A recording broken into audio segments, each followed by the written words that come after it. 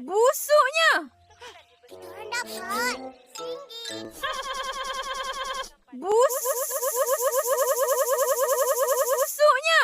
Wah, yang ada berasa semalah dan mulut roti. Dah. Lepas tu je baju upah. Baguslah. Pergi simpan duit tu. Lepas tu mandi. Busuk. Baik, Kak.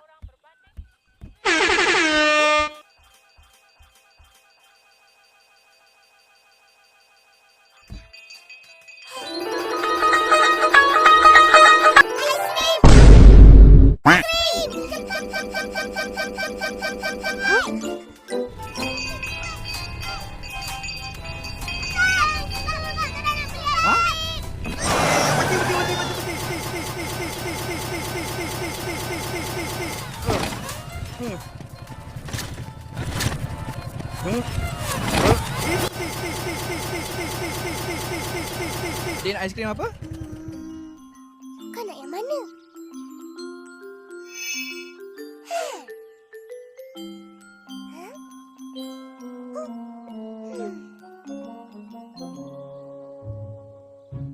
Tak cukup. Tak cukup. Abang, nak aiskrim potong? Campur-campur. Nak juga, nak juga. Nah, 2 ya, bang.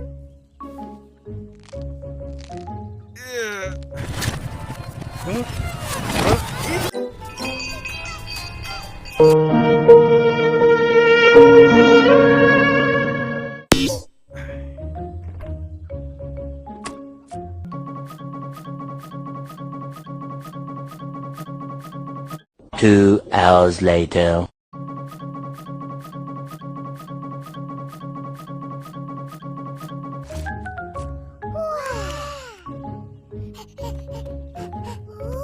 Nah. Ni kamu punya. Ni kamu punya. Ni kumbarin. Ni kamu kumbarin. Sedapnya. Terima kasih, bang. Aiskrim! Aiskrim!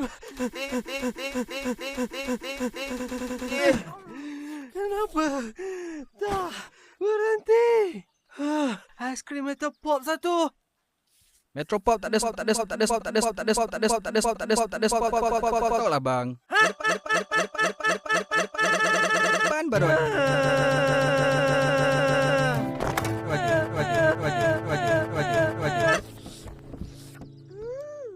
Akak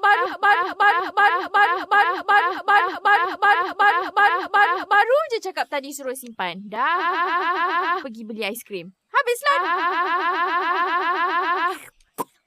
Habis. Akan nak. Hah? Sudah. Beli sendiri. Ish.